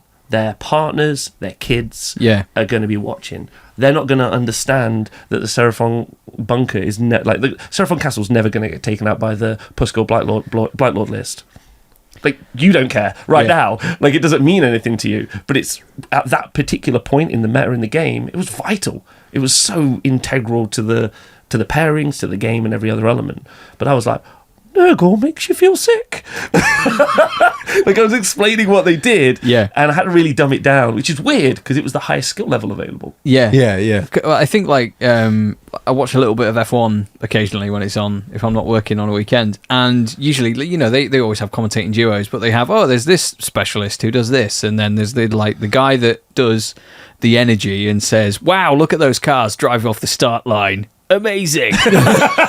and then That's a legitimate job. and then there's the other guy who's maybe not quite as enthusiastic, but he's just like, yes, they pressed the accelerator down, Stephen. Like, it's a dynamic, like, and it doesn't matter. It lowers the barriers for entry, because I think it doesn't matter how much you know about F1 cars, but you have the guy that talks about the aerodynamics and why the Ferrari isn't doing particularly well because the engine's not as powerful and blah blah blah, and then the other guy being like, "Oh my god, an overtake! Whoa!" and it works. So I think that's that's a really good. But way also, to do that's it. something I've never I've watched a lot of like esports stuff behind the scenes, not as in like esports coverage or some. but I watch a lot of like esports, like how they build the commentary teams. And again, like self-taught. I don't know if I'm very good at it, if I'm honest. Like a lot of people are like, you do that, and I'm like, I do it. Like, do you know what I mean? You don't know. Like when you started presenting, it must have been like, I'm trying. Yeah, I don't know. Like keep going at it. Just keep trying. Yeah. And if you're getting incrementally better, like you said, I don't know if that's true though. Like, that's well, you must be, because you keep going to all these events, don't you? So I think it's because no one else will do it. Like, so people are like, will you pack yourself up in an aeroplane and travel across the world? I'm like, well, I mean, I haven't seen Sweden, so yeah, I'll go to Sweden. It's a win for me. yeah, someone could ask me to do it, and I would say no. Yes, that's fair. Yeah. But if someone was offering to pay for you to fly to, I don't know, Australia, sit down and film them paint, oh, it would. Yeah, 100%. There you go, because that's within your wheelhouse. Exactly. Yeah. Like I don't think I fully understand how much goes into doing it, but I can appreciate just the sheer amount of effort. The biggest issue is actually, and shout out to Tom, is the overlays. So that's one of the hardest parts. Yeah. So there's so like me and Tom spent about 6 weeks, maybe a bit longer than that, just deving our overlay setup. So it's basically a website that like. So the table boss will input information into an app that's like drop down menu, like I can do it, like it's very easy, like plus 1 point, yeah, you're like, good, I got it, and then that updates the overlays. But not only does it update the overlays, it updates the website, the app, and a bunch of other stuff. So like it's like this fully formed thing, which is great, because again, if you had to have a tech person just inputting a score 8 times, it's very slow. Insane. Yeah. Shall we get on some Patreon questions? yes, let's do that, because there's quite a few asking. I apologise for talking too much. No, that's why you're here. We want to listen to you, Rob. The second time of it. This is why we have guests on. Yeah. It's great being a guest, by the way. I bet. Yeah, wonderful. No responsibility. Yeah. Oh, just a car crash now then. So I can't give the name for the first person because they're not sure if they're allowed to post publicly or not. Oh, this is already mysterious. I'll let you read between the lines on that one. Hey Rob, been listening to the Honest Wargamer while doing Dawn Patrol with the baby every morning. Wanted to ask, what army would you choose purely on looks? Which one purely on background? And which one purely on rules? Looks would be Gene Stealer Colts. Because they're great. Yeah. Although I previously would have said background, but then my favourite now YouTuber called Dawnster made the top 5 satirical armies of Warhammer, and I watched that on Tuesday with the stream, and I was like, oh no, my life's over. Like, it's a long story. So Gene Stealer Colts for looks, background. So you can't pick any of them for background? No, because they're all evil. Yeah. Like so there's none for background. What about orcs? They just want to fight. Yeah, but they're like representative of like working class culture in a negative light. Like, yeah. What about Tyranids? They just want to eat. They're like, I just want to get everyone. They're about rampant consumerism. Like, there's it's all messed up, man. Yeah. I want to know all of them now. Pass me a biscuit. Right. Can I have some water? Is that okay? Yeah. There's loads of problems. The biggest problem is we're all like Space Marines are ironically bad, right? Like they're ironically bad. Satirically bad, right? But like every time they have to win. So like whenever there's an uprising, you're like, but don't worry, the Space Marines will win. And you're like, so like the bad, it's like they're more bad. And I'm like, Gene Stealer Colts, like, well, not Gene Stealer Colts, let's do Chaos. Chaos are more bad. I'm like, you can't get more bad than fascist bad. Like, there's no more bad. It's all bad. They're like, well, there's Imperium 1. And I was like, that's not good. Like, it's not good. Yeah. Where's the lad who just wants to make a coffee shop and just have a nice time? Let him win. I watched some of your Necromunda stream recently where you're talking about the different gangs, and I made the same joke about corpse grinders just caring about the environment. They really like recycling. Yeah. Oh no, yeah, because that's the most. Because Necromunda's actually the most. Because they're like, I'm not taking part in the war machine. Sure, I'll grind up a few corpses, yeah, but like I'm recycling. Like it's actually kind of like there's a noble bright version of Necromunda that you can like theorize in your head, but then they murder lots of people, so you kind of like, well, yeah, I mean, then everyone's bad. So they're only murdering bad people. But they're usually gangers that have had a gang fight that try to kill each other anyway, so they're getting put into a grinder to feed all those kids so they can go and work in the factory. Oh. Yeah, see? None of it. Yeah, background, none.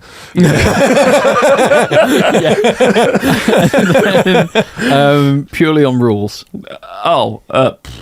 Which game system? Anything you like. Oh, I'll pick Age of Sigmar, and currently I'll mechanically pick what's really engaging. I quite like. I'm just gonna fan favorite. I'll just say Gits. There you go. Oh, yeah. Everyone in the chat, he's copped out there. I have. Well done, me. I've made that easy for myself. Nice. And then it says, in addition, brackets T-he. Oh no. Where do you land on the Jade Obelisk in the Disciples of Tzeentch army? It's the new Warcry dudes. Yeah. Stop trying to make it work is what I say. Stop trying. It's like people who wear I don't want to say anything rude. Beep. No, I mean like fedoras. They're just not going to work, are they? At this point, so don't. Yeah. Yeah. I see people wear fedoras, and I'm like, have you seen the memes? Yeah, you've seen the memes. Yeah. Maybe just don't. It won't work. So stop trying to make it work. That's Jade Obelisks. Yeah. I see. Get The you. fedora of Age of Sigmar. Nice. Nice. All right, Okay. more. Chuck some more in. Yeah. That was one that was in our messages. I had to read that out separately. Oh. Okay. So something. What do you recommend for people that are looking to getting into 3D printing? Ooh. A 3D printer. Yeah. Next. Seems easy. It's an amazing ecosystem. If you I'm sure, because I know that you while at Games Workshop Heresy, you actually were engaged in other hobby. I know. It was called poor hobby by many people. Yeah, but are you yet to be in the 3D print world? Oh, ecosystem? we have been donated stuff that's 3D printed. I've been painting lots of stuff. I've got hold of some Star Wars stuff. We would like to get a 3D printer at some point. Yeah, there's a guy who wants to get a new- scan our heads so we can get 3D printed versions of our heads at Perfect. different scales, so we can stick them on different scale models. Perfect. I want a Chris Peach as a Napoleonic redcoat as well as a Napoleonic Frenchman. Perfect, love I that. want Chris Peach as a Joy Toy fascist. Oh. So painted with rainbows, Get obviously. a 3D printer to just indulge your own ego. Yeah. That's I mean, this is the thing. I don't know if this is the negative of Chris Peach is whenever I make an army, I have to put myself into that army. That says a lot, Peach. I'm not sure what it says. But it means everyone sacrifices themselves around me, and I just I've died again. And I always come up with a weird name for my guy. You know that time when I had that Dark Elder Yes. Archon that took out a knife and killed a knight. That was Imperial great. Knight, Great yeah. moment again. But also killed the objective at the same time. Yes, that was fine. That was Piatch the Impaler. So my follow up question is though: is you much into the ecosystem of the 3D designers and any of that stuff? So who the people that go around and No, the people who have patrons where they design stuff. so I've got a few that I'm into. Yeah. Oh yeah. right, perfect. Yeah. Yeah, because it's easily the most I don't know, unbrainwashed I've ever been. Every month, there's just a bunch of designers who create the most incredible art ever. Yeah. And you're like, cool, that's Yeah. great. Yeah. And it's as a miniature hobbyist, I'm very weirded out by people who say that they like minis but don't like 3D designs. Oh yeah. There's so good stuff out there. There's such good stuff. Yeah. And it's so exciting because I like minis. Yeah. It seems like some people think it's anti-Games Workshop, and I'm No, no, I it's- just like more. I like minis, and someone's making more minis, so I like more. I mean, minis. there's no different than going to Salute each year and buying hassle-free models or crooked dice models Yeah. or getting some Perry stuff. It's just you go to their Patreon and you go, I really like this range of Arabian flying carpet cavalry. Can I have all of them, please? Talked about that today. That is an issue, but it's fine. I've got some cream for that. Oh, you have to be so careful, don't you? Okay. The carpet burns, mate. That's what hurts the most. Would love to know what Rob is most proud of in his creative career. Oh no. I think it's when I streamed for 500 days during lockdown. It wasn't particularly something that I can point to as a singular thing, but I started streaming just before lockdown got announced. I was like, oh, I reckon this might go on for a couple of days. I'll stream every day. And then Oh, it was yeah. 550 days later. I streamed every day for 550 days. We did it in a row. That's dedication. Well, I also lost my nightclub job, so didn't have anything else to do. Yeah. So we streamed every day, and while it was a really good journey for me as a creator, I learned to be more relaxed in myself, which was nice. Yeah. Interesting. So we've never done streaming. It's been something on our radar for a while, and we'll hopefully, barring any something terrible happening, we'll hit 50,000 subscribers soon. So I think we should probably do one. Yeah. I'd love to do that. Okay. I used to like it. So Live streaming, yeah, so fun. yeah. So fun. Although Slapchop has been the subject of internet drama, have you made any positive connections in the wider content creator / hobby space? Oh, the syndicate. Shout out to you. It's a secret group, and we have special meetings. It's just like some of them reach out to me and they're like, "Hello," and I'm like, "Get out." Like Brent was in my chat today, like Goobertown Hobbies. He was just in my chat. I was like, "Get out, Brent." He was like, "Well, I'm watching." I'm like, "You're not allowed to watch. This is not for you. Go. Like, go to wherever you lot go. I love not Brent. here." He's great. Yeah, he's a nice guy, super nice guy. But like, they messaged me, and I'm like, leave me. Like, I've got I've got loads of mates, but like, look at me showing off. All right, Jesus. Yeah, all right. But my mate Nathan, who I love to bits, Nathan Prescott, I'm like, everyone's like, "Oh, don't you want to know them?" And I'm like, "Oh, I just hang out with Nathan, it's fine." Like, it's not really bothered. Yeah. So whatever, yeah. But loads of nice people. Fair enough. And then it says, also, what would you say to the boys in the room to tempt them to try streaming? Oh, to tempt them to try streaming. I guess you just said, it's great. And we've gone, yeah, okay. Yeah. Yeah, it's Potentially. it's super engaging. I use it as a imagine this, but just get 200 more people in. Yeah. Yeah. Like, Absolutely. Yeah. It's chaotic. Yeah. And like most of them are going to try and find a way to trip you up. Yeah. Used to get that a I lot. think that's part of the fun, Yeah, isn't it? yeah. You were like, let's read this question. Get Peachy to swear. Get Peachy to swear. Come on, we can do it. Also, just so you know, it's wildly different to doing it from Games Workshop. Oh, yeah, I bet, yeah. Because the people, there's just a lot of people who watch a Games Workshop stream and they don't see you as a human being. They only see you as a Games Workshop representative. Yeah. And they want anything that they can do to get that shine to be on them. Like, they want that because it's the thing that makes them happy, and that's super fair. Like, that's what makes them happy. But the thing I like about streaming when you're an independent is the people who are there generally like you, and that's actually quite nice. Yeah. That's actually quite a nice thing. Yeah, They yeah. like you, not the thing that you represent. Yeah. That's That's fun. a really interesting way of putting it. I never thought about it that way. Or they hate watch you. Oh, yeah. Shout yeah. out to the hate watchers. Yeah. Oh, I can't wait for some hate watches. See, like, say, like when R.I.P. Jeremy Kyle, well, to his show, is you'd be like, oh, I hate Jeremy Kyle, But I'm going to watch it. but I'm going to watch it and I'm going to hate it for every second that I watch it and I can't stop. Yeah. Interesting. Okay, this first one starts off quite nicely. I love Rob.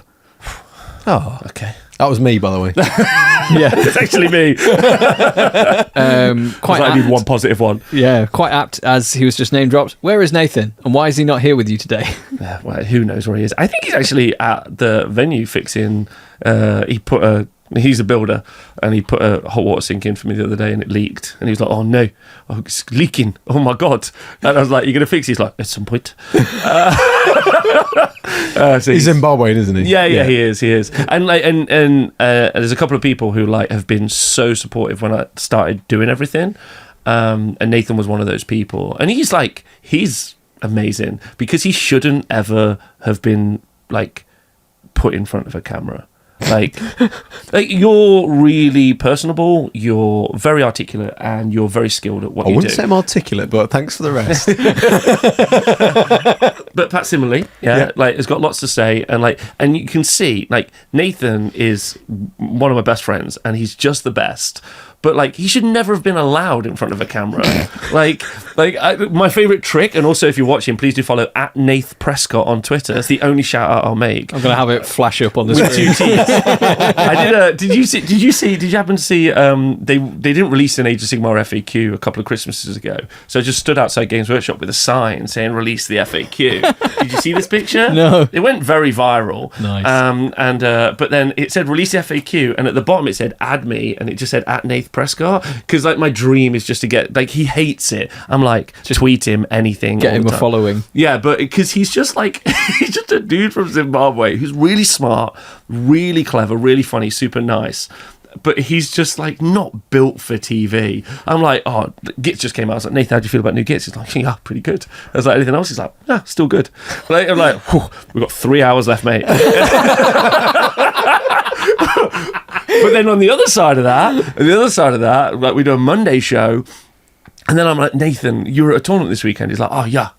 I'm like, okay. I was like, tell us about your games. He's like, no problem. And like, my Monday show isn't the most popular Age of Sigmar show, but it's a popular Age of Sigmar show. And then you have this beautiful man regale you with his games for like 3 hours. Sorry, a game. Yeah, right? He's like telling you the story how he's got Spiker doing Mesmerize or whatever it is for like 45 minutes. And at the end of that long, twisted conversation about this battle report, he goes, yeah, it was a draw. I was like, oh my God. And it's so avant-garde. Yeah. It should never be allowed to be on TV. Like people message me like, when's a Nathan Prescott battle report happening again? I'm like, I don't know if I can handle it. Why do you want it? And they're like, because it's the best. And I'm like, it is the best. But it's never going to be, Pat, I need you to know, it's never going to make me any money. Like you guys, like earlier on, you were like, yeah, so we're doing this, we're going to make this many videos. Peachy might learn editing. I was like, that's great. You guys are really motivated. Yeah, Nathan's like, here's 4 hours on a battle report. And I'm like, I guess that's my content this week. There you go. No question about what the algorithm is. I don't know if it needs to be 5 minutes or 8 minutes or whatever. It's going to be 4 hours and the internet will break 3 times. Nice. That's my content. Amazing. Please do tune in. Please follow Nathan. Yeah. That's my takeaway. What do you think the next big revolution in mini painting will be? Oh my God. Chop slap. Yeah. You put all the contrast on first grey, then you dry brush it white, then you spray it black. Perfect. Absolutely perfect. You Done. 3D chess move right there. That's wow. Got it all there, mate. Yeah, buying it off eBay. Fully painted. Oh dear me. That's good. That's the system. Yeah. I mean, I was gonna make my next video was gonna be like Slapchop 2.0, and it's just super bougie, and it's just a guy just drinking coffee for 15 minutes, and then at the end of it, he just gets a delivery of his pro painted like Siege Studios minis. Yeah. And he's like, I saved myself hours by just paying for it. That'd be great. Like rent out a stately home. Just really high production value with someone relaxing. Yeah, and then in it comes. Oh, you have your dressing gown on and like a dog at your feet, open fire. That's the pro version. I'm here for it. I'm here for it. That's great. Have you ever thought about starting historicals? Oh God, get out, Joe. No, but also obviously, like we all have a future. Understand that, right? We're all either going to become historical gamers or we're going to be train set collectors. That's the only 2 pathways available to us. Like, I did not know this was the only 2 options. I mean, I already do one of them. You already do. Which one? Historical. Yeah, of course. See, there we go. But I did that before workshop. Oh, okay. Yeah, so okay. that's how I got into Games Workshop, was historicals. Oh, really? Yeah. Oh, what did you start with? What made you want it, other than the TV show Shut Up? So I used to do it with my dad. Oh, we used to. I used to get loads of like plastic toys, and we started building like a American Civil War. Yeah, I had Union, he had Confederates. I wanted the goodies, he wanted the baddies. That's obviously the limit at my knowledge at the time. Was I want to be the goodies, you can be the baddies. He was like, I'll take the grey ones, you have the blue ones. We started building up armies, he started making a board. We never actually got around to playing it. It was the process of just building it. But then I got into Sharp, so I started doing stuff with that. And it wasn't until probably Workshop that I actually got full into proper rule systems and doing things like black powder and bolt action, stuff like that. Oh, really? So I was still doing it when I was at Workshop because I didn't care, because there was lots of people there that did it as well. Yeah, of course. Like the idea that they only like one thing is so weird. Yeah. Okay, amazing. Sorry. No, it's fine. I don't want to interrupt. It's wonderful. Pat's like, I'm going to put all the trains that are in my Amazon basket out of my basket. Yeah. So I was like, did you guys know that Hornby just released like a new kind of train? It's like a different scale and everything. Mental. Anyway, The fact that you know that now worries me. yeah, no, it was. what did I see? My sister sent me something on TikTok when it was like some guy with his model always, and he just drives his little train. You're following it around. You're like, oh, this is quite nice and serene. And his cat's just like laying on the track, and he just plows into it. And obviously, it doesn't do anything because it's tiny. You just remind me. I think I did both. I'm going the opposite way around. I think I started off with trains and then historicals because I used to have a model train set. There you go. And I used to get my British Commandos to blow it up because it had loads of German tanks on the back. Oh, nice. So, are you kind of doing your toy journey backwards? Like you're be. going to be like a geriatric pensioner with an action man.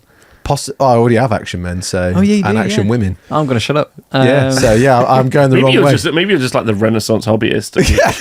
That's what it is. All of them. Got a whole load of Lego. I've got all of it covered. I've got rules for playing Lego as war games as well. So, oh, really? Yeah, you just use the existing rule systems. Just don't use Lego. Star Wars Legion, Lego, done it. Yeah, it's great. Amazing. And you could have all the Star Wars figures. And you can take their heads off when you decapitate them. There's a Patreon I subscribe to where he just does all of the miniatures, but as like they're printouts, so paper printouts, but you stick them together, and they're little 3D. Like there's a 3D custodies. Oh right, like, it's awesome. That's super mad. Cool. Yeah, it's really cool. Really clever. That sounds so cool. My first D&D miniatures were just bits of paper that you fold in half, and it's like this side's the front of the goblin, and that side is the back of the goblin, and you just happen. It was great. Perfect. Yeah, and then I found that people call it paw hammer. Wow. Yeah. Wow. So there we go. Gosh. Wow. I'd like to thank Rob for the daily streams he did during the pandemic to keep in touch and keep spirits up. Those were the highlight of some very tough days for me. Oh. I'd love to know some golden bits of advice for anyone looking to attend their first tournament. You take pens is the first one. You can never have enough pens. Take some water. That's where my phrase "stay hydrated" comes from. It's not my phrase, but like generally I advise people to stay hydrated. Drink lots is also something that's really valuable as well. And then just don't worry. Just go and make 5 friends. There you go, pats on it. Just go and make 5 friends. Like, it's really easy. My friend Simon, I have to call him my friend because he's a lecturer over at DMU. When we played last September, I went down to London for an event and we played a game and he went, "Hey Rob, it's nice to meet you." I was like, "Nice to meet you." He's like, "Can we be friends?" And I was like, "If you want." He's like, "Yeah." And then we shook hands. He's like, "We're friends now." And I was like, "Great, this is really nice." I was like, "Now I know where we're at." I'm like, "Do you want me to call you?" He's like, "So we just changed numbers immediately after the game." And I was like, "It's great." And now I do that all the time. And then my other friend, Jacob, who's wonderful, he always high-fives people when their dice rolls go well. Yeah. And it's just really, he and loads of other people are just there to just be like, I was like, "Dude, you just blow my tanks." See, you've changed my outlook on tournament. Oh, really? Yeah, just by this literal hour we're having here. Because my experiences have never been that. And I've tried to make it as engaging and enjoyable from my point of view. And I've had some really good, like you say, you have like the 1 or 2 here and there, but you have some really good ones. But I've never experienced like people just wanted to talk to you and high five you for doing stuff like that. So yeah, it's interesting. But then that's also the energy, like not you, and I'm not saying that you bring that energy, but and sometimes I bring that energy. People don't care. Yeah. That's fine. Yeah. Like I was in Detroit. I think maybe I worked too hard to try and get people to like me. Bring in the sherry and the 2 wine glasses like that. There's no way the man that puts himself in every single army is conscious of his own existence. No, not at all. But I'm always bold as well, so I've accepted it every time. Just a beard. If you could have a haircut, what haircut would it be? Yours. I'm gonna skin you later. Do you know what this is? It's a mohawk, isn't it? It is now. I only cut it in last night, so yeah, because it used to be my hair. When we met, I had that haircut. I can only do it sideways now. Yeah. The inverse mohawk. Inverse mohawk. The no hawk. Oh, dearie me. I don't understand this, but I'm assuming you will. It seems like it's more of a statement. Whichever one Shilly is wins. Oh, God. And then someone replied, "Shilly is my hero." And it has 2 hearts. I have. Number 1, I love Muppets Christmas Carol, and Jim Henson was a genius. Oh, amazing, because there was another question that said, who won in a fight, Muppets or Sesame Street? Please give reasons and justify your answers. They would never fight because they're too pure. So don't try to bring that evil into the world. Yes, Simon. That's Simon. That's number 1. And there's a YouTuber I really like called Some More News, and he has a deranged puppet who speaks for a certain type of person, And so I have the Honest Wargamer is as a title, while a tad aggressive, is meant to be that I'm just going to tell you what I think. We don't take any advertisement. Like, I've never done a single ad spot ever. I just like, if I like a thing, I'm like, I bought this thing and I liked it. Like, that's what I do. Like, so the only way I've ever made money, and everything I've ever made is free. So if you like me, you subscribe on Twitch or you subscribe on Patreon. That's all I've ever done. Or you donate money. And like, so I've never done anything behind a paywall. And I don't judge anyone that does, because I think that there's some real value in getting advertising, especially ethical advertising. Like, if you're like, I really believe in this thing that I'm advertising, then it's just a win-win. You're advertising something that you believe in and you're being paid, everyone wins. So I think that that's very valid, and there's lots of creators that do that, and I think that's great. But there are some people who are a little bit, well, I'm not really, anyway, I have a puppet called Shilly. And Shilly sometimes speaks for me, or speaks his own truth, which is sometimes different to my truth. Okay. So I have a deranged alter ego puppet called Shilly, who Fantastic. we don't talk about much. Okay, brilliant. So that's a very rare thing that came out. So. Wargamers is so weird. I think it's just I'm a bit weird, if I'm honest. You're not the only wargamer that has puppets. That's true. Do they use them to talk to people? Who knows? Yeah, I don't. Yeah, there we go. Right, shout out to the Army Masterclass video series he's been doing. I've been learning a lot. Will there be a deployment masterclass, and are there other YouTube video series he plans on doing in the future? Yeah, I'm just deployments probably next week after, and then the one I'm currently doing is like keywords. So like, we're going through archetypes, and unit roles, because a lot of people don't really like. If I say that's a castle build, you'd be like, what does that mean? There isn't a wall there, Rob. Yeah. Like, what does that mean? So I've been trying to break those down a little bit more for people, like taking some really high level stuff and dropping it down, but also as a process for me to learn. Like, it's been really good. Like, when I describe stuff on the table, sometimes it's quite hard to, if I say, oh, look, he's using some defense in depth, you'd be like, what? But like, you know, I've learned a lot as well going through that process. I actually wrote a book like 4 years ago called a workbook, and it's just for people who wanted to get into wargaming, so that they can just go through the process of just being like learning a little bit. And so, yeah, the one I'm currently doing is on keywords. And so then, because you hear loads of terms like, what's a screen? Like, what's a screen? Well, anything's a screen if it's going to win you the game. You know, like, what's an alpha strike? What's a beta strike? Like, you know, there's a bunch of stuff. So I'm just going to do a video on that, and then deployment's the next one. So something that, like, actually based on like historical stuff, because like a screen would be like, you get your skirmishers out the front. Exactly. Yeah. Okay. Exactly. A screen's a really easy one to understand, especially if you've done any like military history stuff. Just gets the guys out the front. Yeah. Why do you have a screen? Well, because one of the YouTube comments made me lose my mind once. Someone's like, I've been playing Daughters of Cain, which is a shooting castle build. It just shoots really well at range. Yeah, and he's like, every time people charge my guys and kill them, and I'm like, just responded like, put something in front of it. You just put dudes in front of it, and then they'll charge those dudes instead. Like, it's really easy. But to some people, they've never, because there aren't really many resources available. It's odd, because you would kind of think it would come out of GW, because you think iteratively that they would go through the process of producing the rules, then they would understand the game state enough to then produce stuff off the top of that. But we know that's not true, which is sad. But anyway, so, and then deployment's an interesting one as well. There's loads of stuff that I'm going to try and do. Yeah. Awesome. Any that guy stories from your past while wargaming? Oh, not really.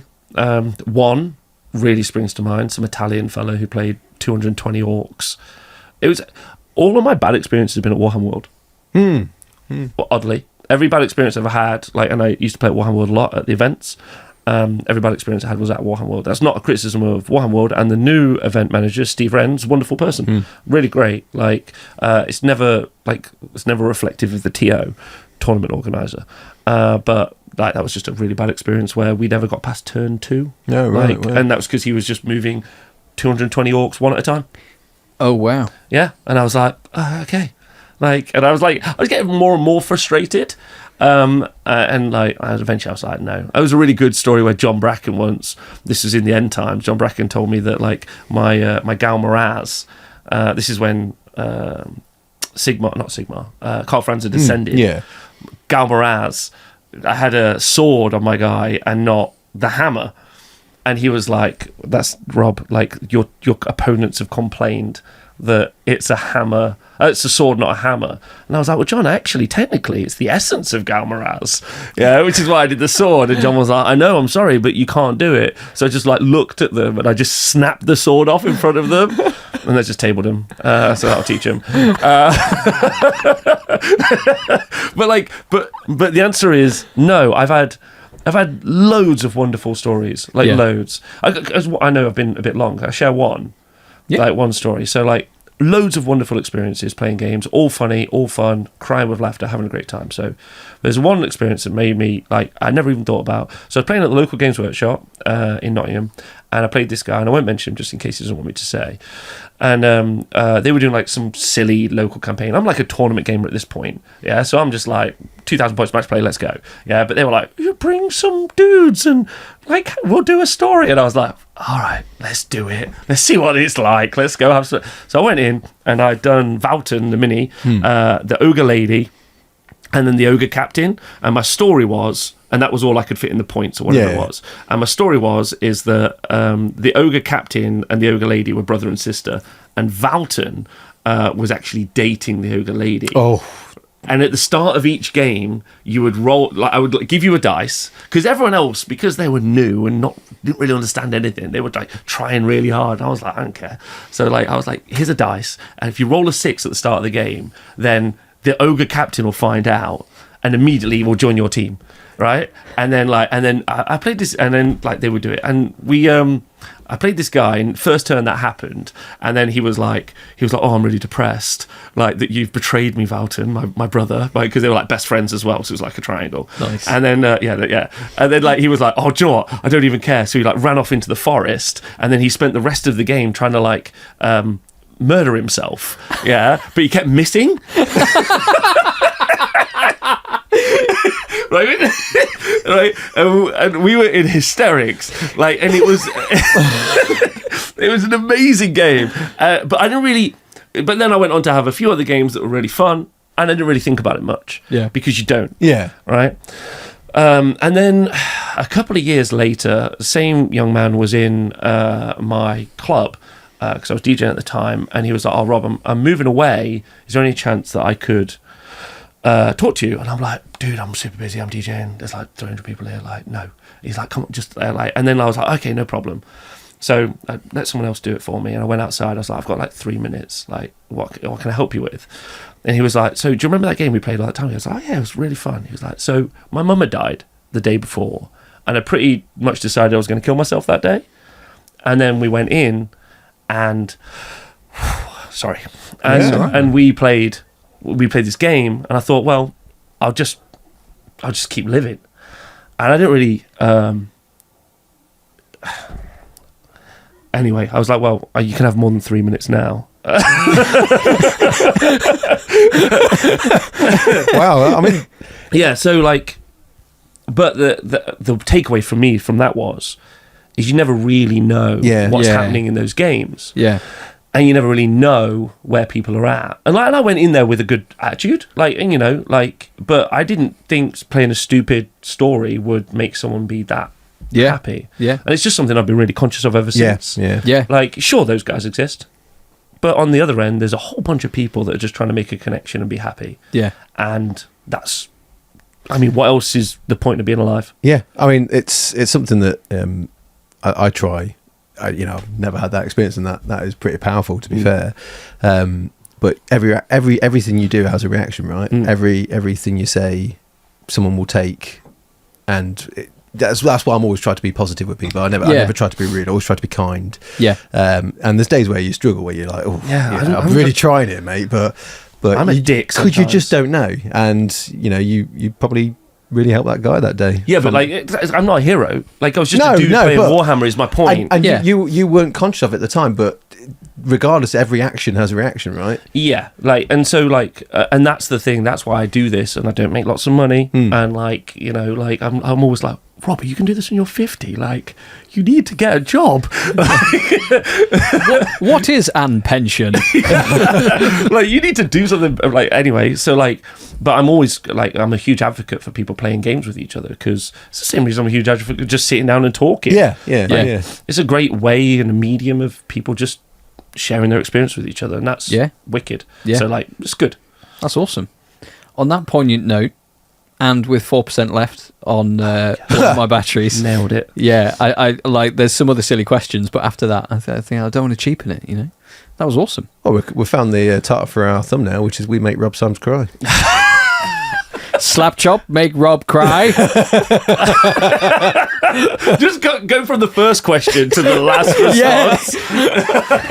I'm gonna clickbait the fuck out of you. Wow. No, super appreciate you coming on. Oh, no. I think we'll be having you again, because there's loads we want to talk about. I mean, there's so much we didn't get through. That was awesome. Oh, I'm sorry. Yeah. I'm no, long-winded. mate. No. You can't cover a 3-hour game of Warhammer and not be long-winded, let me tell you. No. This is why we're called Sidetrack now, I reckon, as opposed to just the chat. Yeah, the running joke is this is called Sidetracked. Yeah, We have so many conversations, like shit. Jeff will ask a question and I'll start answering it, then we'll just go off for an hour talking about something else, and eventually get back, maybe if we're lucky, to the original question. I think a chat asked me like what Warhammer was like 7 years ago, and I still just not answered the question. One day I'll answer. Yeah. Well, what do we say to each other now? Skip to the end. Skip to the end. It's an old spaced thing. Both have a habit of being like, I mean, I found myself doing it this morning after you told me. It's like, you asked me this question. Well, I'm going to start off 3 years ago. Yeah. And this happened, but that's not important. And I do it too often. I just start like when I was at school, and it's all about like what happened when I brought some bread yesterday. See, and we tried to end, and we got sidetracked. Yeah, I see already. Yeah, we're doing it. I appreciate it. Thank you very much. Thank you for coming on. Thank you so much for coming on. Insight into the different elements of the hobby is really fantastic to learn about. It's opened my eyes, certainly. And I know nothing about anything, so hearing people talk passionately about what they like is, I love it. It's wonderful. So thank you very much for giving up your time. My pleasure. And we'd love to see you on again soon. And I made your tea properly as well. It was lovely. It was a great tea. Thank you. This guy and his tweets. What, milk last? Oh yeah, he was just like, anyone that puts the milk in first should be shot.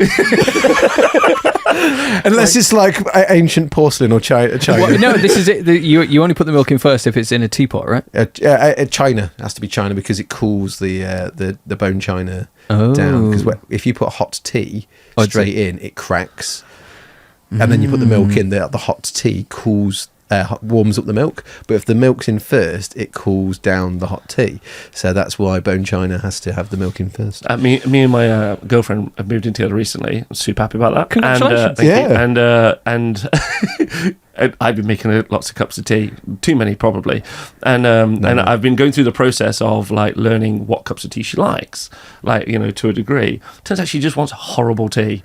She just wants like the tea bag never to touch the water, basically. But loads of milk and loads of sugar, and she's like, "Oh yeah, this is right." And I'm like, "No, it's just hot milk." That camera's literally dead, but these two are still going. Sorry, we'll stop. No, it's fine. I was going to say, my girlfriend said to me this morning, she was like, "Love is making tea for someone the wrong way." Yes. Heartbroken. Yeah, that's great. T-shirt, get that on the store. Coming soon from the painting phase. Well, thank you very much, Rob. Thank you. Hit like and subscribe, and hit all the other buttons we got at the bottom as well. Wonderful. Goodbye, everyone. Bye. Ring the bell. Ling, ling, ling, ling, ling, ling.